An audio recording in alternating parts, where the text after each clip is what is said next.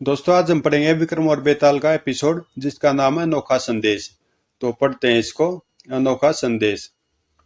बेताल का पीछा करते हुए राजा विक्रम मरघट में आ गया।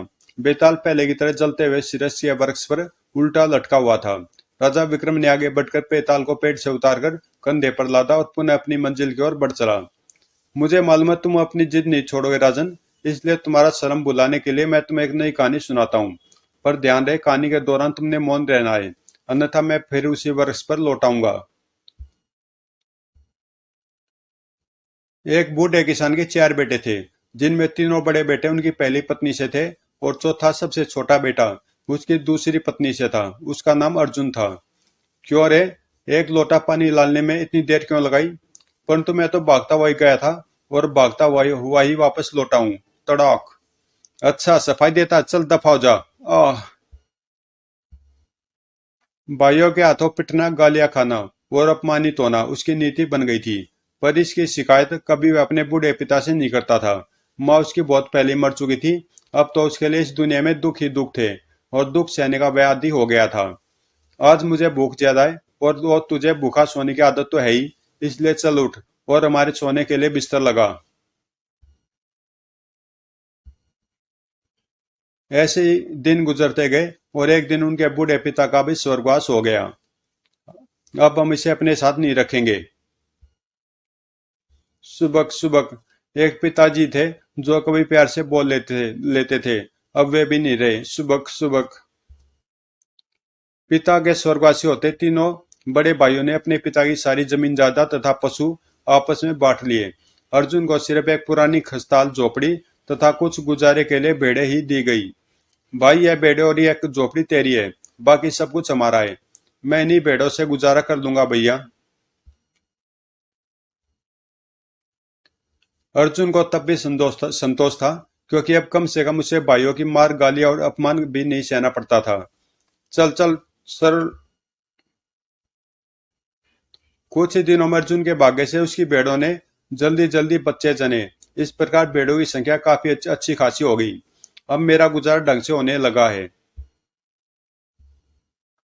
और फिर उसने अपनी पसंद की गरीब घर की एक सुंदर लड़की से विवाह कर लिया। उसका नाम सपना था। विवाह से पहले अपने लिए मैं जैसे पति की कल्पना करती थी, तुम बिल्कुल वैसे ही हो अर्जुन। तुम भी मेरी कल्पना अनुसार ही हो प्रिय। मेरी कल्पना थी कि मेरा पति परिश्रमी हो, ईमानदार हो, उसकी वाणी मीठी हो और खूब प्यार करने वाला हो, और तुम में वही सब गुण विद्यमान है। मुझे मुझ जैसे चरवाहे के पास बस प्यार ही की तो दौलत है, जिसे मैं दिल खोलकर लुटा सकता हूँ। लेकिन हम हमेशा गरीब नहीं रहेंगे मेरे प्रियतम, क्योंकि अब मैं भी तुम्हारे साथ मेहनत करूंगी। हम पैसा जोड़ेंगे और भेड़े बेचकर दुधारू गाय पालेंगे। भाग्य ने साथ दिया तो मैं उनसे अच्छा लाभ मिलेगा।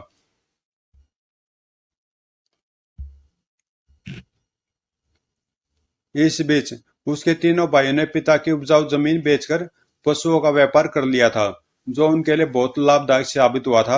अब उनकी गिनती इलाके के रईसों में होने लगी थी। समस्या यह है भाइयों कि राजधानी में हमारे पशुओं को आकर कौन ले जाएगा। नौकरों पर मुझे विश्वास बिल्कुल भी नहीं है। अर्जुन को बुला लेते हैं। अर्जुन ठीक रहेगा। भाइयों के बुलावे पर अर्जुन फौरन चला आया। अर्जुन, राजधानी में दुधारू पशुओं की मांग बहुत बढ़ गई है। अगर हम अपने पशु वहां ले जाए तो हमें बहुत मुनाफा हो सकता है। मेरे योग्य जो जो सेवा हो बताइए। हम चाहते हैं तुम हमारे पशुओं को हाँकने के लिए हमारे साथ राजधानी चलो। बदले में हम तुम्हें एक बूढ़ी गाय दे देंगे। आप बूढ़ी गाय न्याय भी दे तब भी मैं आपके साथ चलने को तैयार हूँ। बस मैं यह चाहता हूँ कि मैं अपनी भेड़े भी आपके पशुओं के साथ ले चलूँ। शायद राजधानी में उनकी भी अच्छी कीमत मिल जाए। क्योंकि भेड़ों को बेचकर मैं दुधारू गाय खरीदना चाहता हूँ। मुझे उसमें अधिक लाभ मिलने की आशा है। ठीक है, तुम अपनी भेड़े भी हाँक ले चलो। इस प्रकार अर्जुन अपने भाइयों के साथ उनके पशुओं और अपनी भेड़ों को भी हाँकता हुआ राजधानी की ओर रवाना हो गया। है चल हट। लेकिन राजधानी की पशु मंडी में उन्होंने किराए के बाड़े में अपने पशुओं के ठहरने की व्यवस्था भी की थी कि शाही सैनिकों ने उन्हें आ गिरा। तुम्हें गिरफ्तार किया जाता है। तुम्हें राज दरबार में महाराज के कुछ सवालों का जवाब देना होगा। सवालों का जवाब क्या हमसे कोई अपराध हो गया है? यह कैसी मुसीबत टूट पड़ी हम पर? भाइयों को राज दरबार में पेश किया गया। व्यापारियों, घबराओ मत, क्योंकि तुम अपराधी नहीं हो। हमने राजधानी के लिए एक नगर कानून बनाया है, ताकि राजधानी में बुद्धिमान लोग ही व्यापार कर सके। इससे राजधानी की शान बढ़ती है। आदरणीय महाराज, हमें यहाँ क्यों लाया गया है? राजधानी में बाहर से आने वाले व्यापारियों की बुद्धिमानी परखने के लिए हम उनसे पहेलियां पूछते हैं। जो व्यापारी सही जवाब देते हैं, उन्हें राजधानी में व्यापार करने की आज्ञा मिल जाती है, और जो व्यापारी वे पहेलियों का सही जवाब नहीं दे पाते, उन्हें तुरंत राजधानी से बाहर निकाल दिया जाता है। पहेली जवाब मुसीबत। मर गए भाई, समझोगे तुरंत उल्टे पांव वापस लौटना होगा। महाराज ने तीनों से पहली पूछी। हमारी पहली पहेली है, घोड़े से ऊंची और कुत्ते से छोटी क्या चीज है? भाइयों, मुझ पर भरोसा रखो, आज से मैं सही जवाब दे दूंगा। हमारी पहली पहेली, घोड़े से ऊंची और कुत्ते से छोटी क्या चीज है? पहेली सुनकर तीनों भाइयों की आंखों में अंधेरा छा गया, किंतु अर्जुन। महाराज, पहेली का जवाब हाजिर है। घोड़े से ऊंची, कुत्ते से छोटी चीज घोड़े की काठी होती है। वाह, बिल्कुल सही, शाबाश। दूसरी पहले, जिंदा से मरा पैदा होता है, मरे से जिंदा पैदा होता है। बताओ वह क्या चीज है? हो गई छुट्टी। अर्जुन ऐसा विद्वान कहा जो इस पहेली का जवाब भी दे सके। बेकार ही राजधानी आई। जो खर्चा हो चुका है वह नुकसान। नुकसान की पूर्ति तो हम अर्जुन के भेड़ों से कर लेंगे। घर लौटते दो हाथ मारकर भगा देंगे। लेकिन सुनिए आदरणीय महाराज, इस पहेली का जवाब यह है कि वह अंडा होता है, अर्थात जो जीवित प्राणी चिड़िया के पेट से पैदा होता है, और मरे से जिंदा करता है चिड़िया का बच्चा, जो अंडे से पैदा होता है। शाबाश शाबाश, वाह वाह। अरे सच, अर्जुन तो विद्वान है। लगता ही है बचा लेगा हमें। अब तीसरी और आखिरी पहेली सुनो। घोंसला एक एक उकाब 40। बताओ ये क्या होता है? घोंसला एक उकाब 40। जी आदरणीय महाराज, सुनिए। वह चीज तीर और तरकस होती है। बिल्कुल सही, शाबाश नौजवान, शाबाश। हम तुम्हारी बुद्धिमानी से प्रभावित हैं। नौजवान, अपना नाम और स्थान बताओ। कहाँ के रहने वाले हो, और तुम्हारे ये तीनों साथी कौन है? आदरणीय महाराज, मेरा नाम अर्जुन है। मैं तासिमपुर गांव का रहने वाला हूँ, तथा ये तीनों मेरे बड़े भाई हैं। भाई हैं, लेकिन लगता है जैसे ये तीनों रईस व्यापारी हैं, और तुम इनके नौकर। अच्छा, अगर यह तुम्हारे भाई हैं तो हम कहेंगे तुम्हारे मुकाबले में यह तीनों महामूर्ख है। ये हमारे किसी पहेली का जवाब नहीं दे सके। लेकिन अगर इनकी ओर से हमारे 3 सवाल का तुम और जवाब दे दोगे, तो हम तुम चारों भाइयों को राजधानी में व्यापार करने की आज्ञा दे देंगे। आप सवाल पूछे महाराज, मैं उनका जवाब देने की कोशिश करूंगा। तो सुनो, हमारा पहला सवाल है, कौन सा पत्थर सबसे भारी होता है? अर्जुन ने राजा का सवाल सुनते तपाक से जवाब दिया। आदरणीय महाराज, वही पत्थर सबसे भारी होता जो हमारे सिर पर गिरे। बिल्कुल सही। अब दूसरा सवाल सुनो। तलवार से तेज धार तलवार से तेज कौन सी चीज होती है? अन्नदाता आदमी की जुबान तलवार से तेज होती है। ठीक है। अब सुनो हमारा आखिरी सवाल। ऐसी कौन सी बात है जिसे कोई नहीं जानता? आदरणीय महाराज, कोई भी, अर्थात बड़े से बड़ा ज्ञानी और विद्वानों का भी विद्वान समझा जाने वाला विद्वान भी नहीं जानता कि अगले क्षण उसके साथ क्या होने वाला है। तुम्हारी बुद्धि बहुत तेज और हाजिर जवाब है नौजवान। मंत्री जी। जी महाराज। खजाने में से इस नौजवान को 1000 सोने की मोहरें भेंट करो, और इसका पूरा नाम पता लिख लो, ताकि भविष्य में अगर हमें इस हाजिर जवाब नौजवान की जरूरत महसूस हो तो इसे ढूंढना न पड़े। जो आज्ञा महाराज। और फिर राजा ने स्वयं अपने हाथों से उसे 1000 स्वर्ण मुद्राओं की थैली भेंट की। यह मोहरें सिर्फ तुम्हारी है।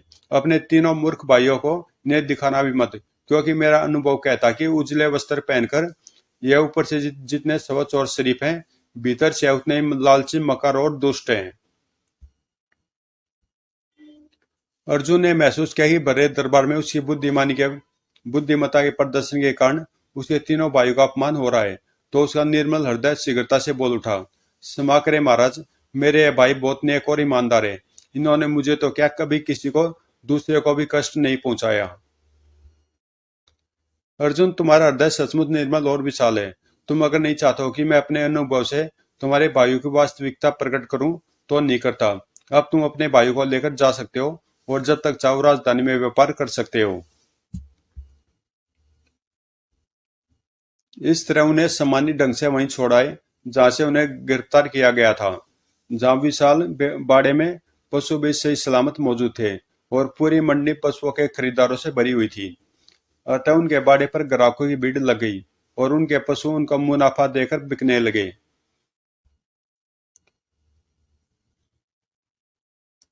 हमारे पास काफी सिक्के इकट्ठे हो गए हैं। हाँ, गिनते हैं। अर्जुन, तुम इनके द्वारा छाटे गए पशुओं को इनके हवाले कर दो। बहुत अच्छा भैया।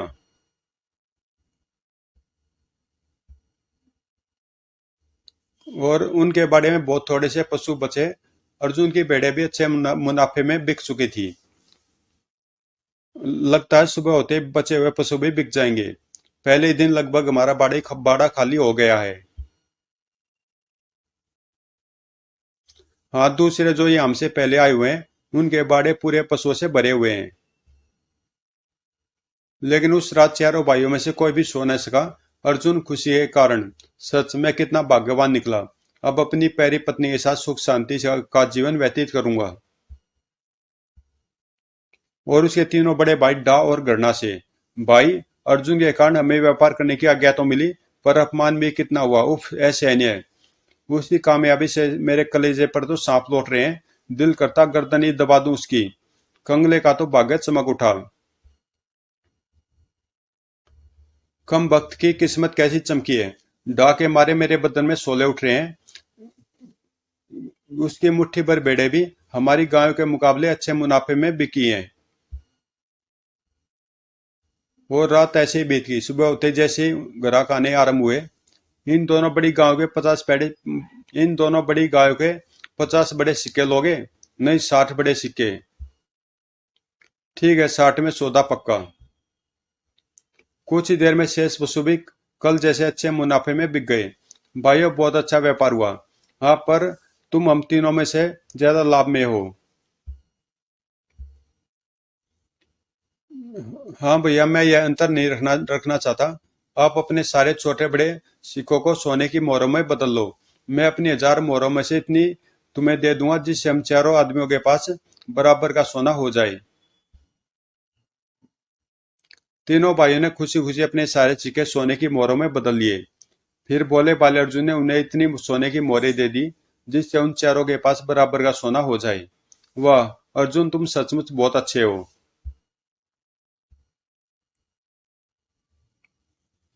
पर अर्जुन की अमानुष उदारता भी उनके दिल दिल को न उतार सकी, बल्कि अर्जुन की सोने की मोहरों ने उनके दिल के लालच को और बढ़ा दिया। अब उनके मन में मक्कारी और दुष्टता भरे ख्याल आने लगे और घर की ओर लौटते हुए जानबूझकर उन्होंने अपने घोड़े अर्जुन के घोड़े से पीछे कर लिए। अब उसको हमारी बातें समझ में नहीं आएंगी। मैं भी यही चाहता हूँ, बल्कि मैं तो उसकी मोहरें पाने के लिए उसका खून भी बहा सकता हूँ। हमें उसकी सारी मोहरें मिल जानी चाहिए। मेरी प्यारी पत्नी जब इस दौलत को देखेगी और इसे पाने का पूरा हाल सुनेगी तो कितनी खुश होगी। ख्याल बुरा नहीं है। अगर हम अर्जुन को मार भी दें तो यहाँ कोई गवाह नहीं है। घर लौटकर हमको हमको कह देंगे रास्ते में जंगल में अर्जुन को सांप ने काट लिया और वह मर गया। मुझे यह सुझाव पसंद है। सोने की मोहरें मिलती हो तो मैं एक छोड़ 10 दर्जनों को भी कत्ल करने के पक्ष में ही मत दूंगा। तो फिर ठीक है, खींच लो अपने छुरे। हम तीन हैं और हमारे हाथों में छुरे भी हैं, इसलिए काम हुआ ही समझो। अर्जुन नहीं अच्छा है। और मैंने जानबूझकर उसे ऐसा घोड़ा दिया है जिसके एक पैर में नुक्स है। तीनों बड़े भाई छुरे निकाले हुए अर्जुन की ओर लपके। अब यदि यह घोड़ा दौड़ाकर भागना भी चाहेगा तो कामयाब नहीं होगा। हमारे तेज घोड़े उसे फौरन पकड़ लेंगे। अपनी सुंदर और प्यारी पत्नी के साथ एक छोटी सी प्यारी सी अभावों से रहित गृहस्थी बसाने के मीठे सपनों में खोए अर्जुन ने अचानक अपने अपने पीछे आहट सुनी। अरे भाई, कहाँ रह गए? और जैसे उसने पीछे मुड़कर देखा, उसका कलेजा दहल गया। नहीं। इनके हाथों में नंगे छुरे और इनके चेहरों पर फैली हुई दरिंदगी साफ जाहिर कर रही है कि इनकी आंखों पर पड़े लालची पर्दों ने मक्कारी और दुष्टता मक्कारी और दुष्टता का रूप धारण कर लिया है। ये मेरी सोने की मोहरें हथियाने के लिए मेरा कत्ल करना चाहते हैं। ये तीनों हथियार बंद है और मैं अकेला हूँ, निहत्था हूँ, मुझे भाग जाना चाहिए। अगले क्षण अर्जुन ने अपने घोड़े की ऐड लगाई। भाग, शाबाश भाग बेजुबान पशु, इस समय तू ही मेरी जान बचा सकता है। और जैसे घोड़े ने भागना शुरू किया, उसकी टांग में छुपा नुक्स अर्जुन पर प्रकट हो गया। ओह, तो यह घोड़ा लंगड़ा है। इसका मतलब राजधानी से विदा होने से पूर्व ही इन्होंने मेरी हत्या की योजना बना ली थी। इसी योजना के तहत मुझे यह घोड़ा दिया गया था, जिसकी टांग का नुक्स सिर्फ उसे दौड़ाने पर प्रकट होता है। हा हा हा। भगा अपने लंगड़े घोड़े को अर्जुन, भगा। और जब उसके तीनों लालची भाई, जिन पर इस समय शैतान हावी था, उसके बिल्कुल पास आ गए तो अर्जुन घोड़े से कूदकर भागा। हा हा हा। ऐसे क्या बच जाएगा तो अर्जुन? चलो तुम उधर से जाओ और तुम इधर से, मैं पीछे से ही जाऊंगा। अचानक भागते आपते अर्जुन के होश उड़ गए। हफ हफ ओह।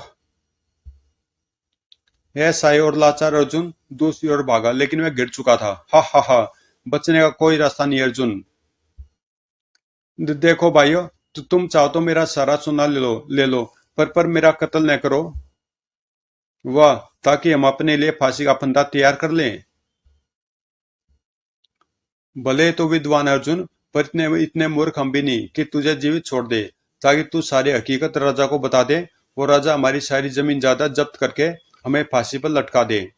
नहीं, मैं वचन देता हूँ, इस सोने का जिक्र मैं कभी किसी से नहीं करूंगा। नहीं भाइयों, इसकी बातों में आकर मूर्ख न बनना। यह जीवित रहा तो सारी जिंदगी हमें यही भय बना रहेगा कि यह हमारी पोल न खोल दे। अर्जुन समझ गया कि अब जान बचाने का कोई रास्ता नहीं है। उसे अपने लालची भाइयों के हाथों कत्ल होना ही है। उसके कुसार्ग मस्तिष्क ने तुरंत एक बात सोची।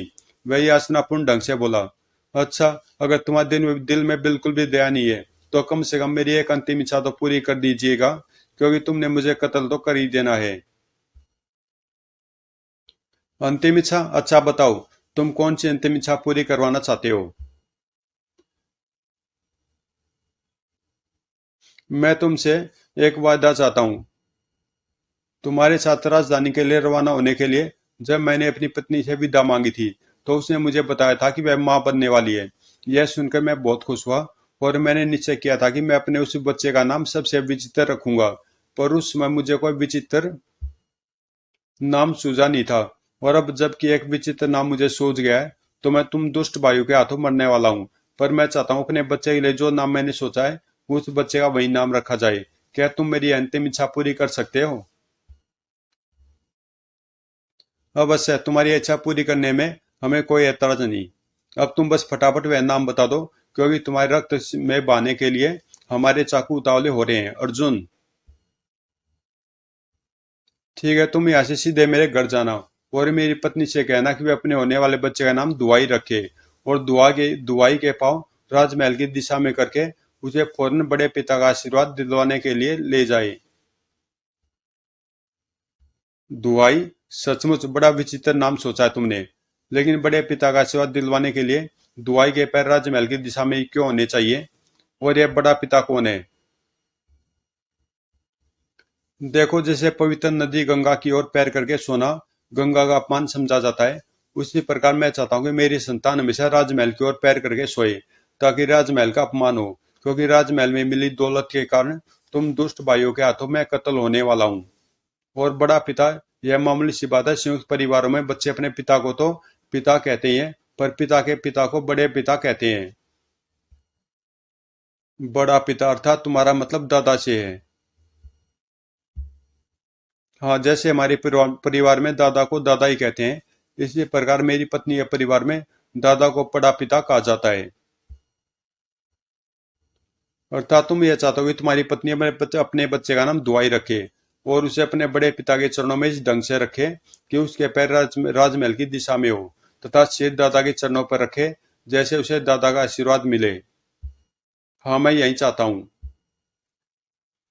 ठीक है, हम तुम्हारी अंतिम इच्छा अवश्य पूरी कर देंगे।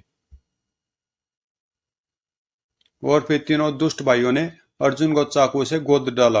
हा हा हा, खच। आह। कुछ देर तक अर्जुन तड़पता रहा, फिर शांत हो गया। मर गया। चलो उठाओ इस मुर्दे को और नदी में फेंक दो। मछलियां कुछ देर में से चट कर जाएंगी। और अर्जुन की लाश को नदी में बहाकर वैसी देव से घर पहुंचे। रास्ते में अर्जुन को सांप ने डस लिया, वह मर गया। हम उसकी लाश नदी में बहाए हैं। ईश्वरीय, क्या सुन रही हूं मैं। और यह उसकी अंतिम इच्छा कि तुम अपने उस बच्चे का नाम दुआई रखो, जिसे तुम जन्म देने वाली हो। मैं? बच्चा जन्म किसने कहा? तुमने कहा, और किसने? जब वह राजधानी के लिए रवाना होने से पूर्व तुमसे विदा मांगने आया था, तब तुमने ही तो उसे बताया था कि तुम उसके बच्चे की मां बनने वाली हो। मैंने ऐसा कहा था? लगता तुम्हारी मौत, उसकी मौत की खबर ने तुम्हारा दिमाग हिला दिया है, इसलिए तुम्हें अपनी कही हुई बात भी याद नहीं रही। अरे भले ही ये पागल हो जाए, हमें क्या। हाँ, अपना काम पूरा करो और चलो। हाँ सुनो, तुम्हारे पति ने मरते समय कहा था तुम अपने बच्चे का नाम दुआई रखो। फिर दुआई के पैर पैर राजमहल की ओर करके उसे फौरन बड़े पिता का आशीर्वाद दिलवाना। अर्जुन की कई पूरी बात बताकर तीनों भाई जाते समय आंगन में खड़ा घोड़ा भी खोल कर ले गए। अब यह करेगी क्या इस घोड़े का, चलो ले चलते हैं इसे भी। सुबह। अर्जुन, मेरे स्वामी, तुमने ये झूठ क्यों बोला? मैंने तो उनसे कभी नहीं कहा कि मैं मां बनने वाली हूँ। फिर भला मरते समय उन्होंने अपने भाइयों से यह बात क्यों कही? और वह फूट फूट कर रोती बार बार यही कह रही थी। सुबह, मेरे स्वामी, मेरे प्रियतम, तुमने झूठ क्यों बोला? जब मैं गर्भवती हूं ही नहीं, तो तुमने झूठ क्यों बोला? क्यों बोला झूठ? क्यों क्यों? इतना कहकर बेताल ने कथा कहनी बंद कर दी और राजा विक्रम से पूछा, राजन बताओ, अर्जुन ने अंतिम इच्छा पूरी करवाने के नाम पर अपने भाइयों के द्वारा अपनी पत्नी तक अपनी यह झूठी ख्वाहिश क्यों पहुंचाई? अगर इसका जवाब जानते हुए भी न दोगे तो तुम्हारा सिर टुकड़े टुकड़े हो जाएगा। सुनो बेताल, अर्जुन बहुत बुद्धिमान था और मरते समय भी उसने अपनी कुशार्क बुद्धि का परिचय देते हुए एक महत्वपूर्ण संदेश अपनी पत्नी सपना तक पहुंचा दिया था। अर्जुन ने कहलवा था कि उसकी पत्नी अपने बच्चे का नाम दुआई रखे। दुआई के पैर राजमहल की ओर करके उसे फौरन ही बड़े पिता का आशीर्वाद दिलवाने चल पड़े। वह जानता था कि देर सवेरे उसकी पत्नी उसके इस संदेश का सार समझ जाएगी। और वह सारी यह था कि उसकी पत्नी फौरन दुआई दुआई करती हुई राजमहल की ओर पैर कर ले, अर्थात राजमहल की ओर चल पड़े और बड़े पिता अर्थात राष्ट्रपिता राजा के पास चली जाए। तुमने ठीक कहा राजन। जैसे अर्जुन की पत्नी का गम कुछ हल्का हुआ, तो वह अपने पति के संदेश को समझ गई। मुझे माफ करना मेरे प्रियतम, तुम्हारी मौत के गम ने मेरा दिमाग कुंद कर दिया था। अतः मैं तुम्हारे इस पहले का मतलब न समझ सकी। तुमने दुआई, राजमहल और बड़ा पिता, यह तीन शब्द मुझ तक पहुंचाने के लिए झूठ का सहारा लिया। और उसी क्षण अपना सपना राजमहल की ओर रवाना हो गई। कुछ ही दिनों में वह राजमहल जा पहुंची। दुआई है राष्ट्रपिता, दुआई है। क्या कहना चाहती हो और तुम्हें दुख क्या है? सपना ने महाराज को बता दिया कि उसके पति ने अपनी मौत सांप के डसने से हो गई है। उसने अपने भाइयों के द्वारा उसके पास जो संदेश भेजा है, उसका सहारा है कि वह दरबार में हाजिर हो जाए। विचित्र बात है। अच्छा, अपने पति का नाम तो बताओ जरा। मेरे पति का नाम अर्जुन था महाराज। अर्जुन? ओ, कहीं वह राजधानी में अपने तीन भाइयों के साथ पशुओं का व्यापार करने तो नहीं आया था? हाँ महाराज, वही। तो क्या तुम्हारे पति के भाइयों ने तुम्हें 1,000 सोने की मोहरें नहीं दी? नहीं महाराज, कुछ नहीं दिया। बल्कि वह तो मेरे पति का इकलौता घोड़ा भी आंगन से खोलकर ले गए। ओह, हम समझ गए। तुम्हारे पति की हत्या हुई है। महामंत्री, उन तीनों भाई को फौरन गिरफ्तार करके हमारे सामने पेश किया जाए। जो आ गया महाराज। तीनों भाइयों को राजा के सैनिक उनके घर से उठा लाए। दुष्टों, सच सच बता दो, हकीकत क्या है, वरना भयानक यातनाएं सहनी पड़ेगी तुम्हें। महाराज मैं क्षमा करें, हमसे बहुत बड़ा अपराध हो गया, हम प्रायश्चित करना चाहते हैं। राजा उन्हें उसी स्थान पर ले गया जहां उन्होंने अर्जुन को चाकुओं से गोदा था। इसी स्थान पर इन तीनों के सिर काट लिए जाए और इनकी समस्त धन संपत्ति स्वर्गवासी अर्जुन की पत्नी को दे दी जाए। नहीं महाराज नहीं। पास ही नदी तट पर एक गांव था। यह खबर सुनकर कि महाराज वहां हैं, कुछ ग्रामीणों ने एक मरीज को लेकर वहां आए। नहीं, छोड़ दो मुझे, छोड़ दो महाराज, ये आदमी हमें बहता हुआ नदी में मिला था। हम इसका बहुत उपचार कर चुके पर इसे होश नहीं आया। इसका पूरा जिस्म चाकुओं से गुदा हुआ है। नदी में बहता हुआ, चाकुओं से गुदा हुआ। मरीज की शक्ल देखते ही राजा और सपना खुशी से उछल पड़े। यह तो अर्जुन है। हाँ अर्जुन, मेरा प्रियतम। तीनों भाइयों को उनके किए की सजा मिली। वो राजा अर्जुन को महल में ले गए, जहाँ राजवेद के उपचार से अर्जुन को 2 दिन में होश आ गया और कुछ ही दिनों में वह स्वस्थ हो गया। राजा ने अर्जुन को अपने दरबार में अपना मुख्य सलाहकार बना लिया और फिर अर्जुन ने अपना शेष जीवन अपनी प्यारी व बुद्धिमान पत्नी सपना के साथ सुख और शांति से व्यतीत किया।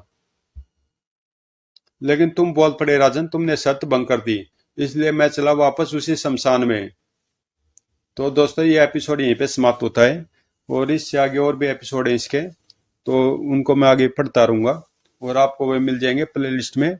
विक्रम और बेताल का फोल्डर है उसके अंदर। तो मिलते हैं इसके अगले एपिसोड में।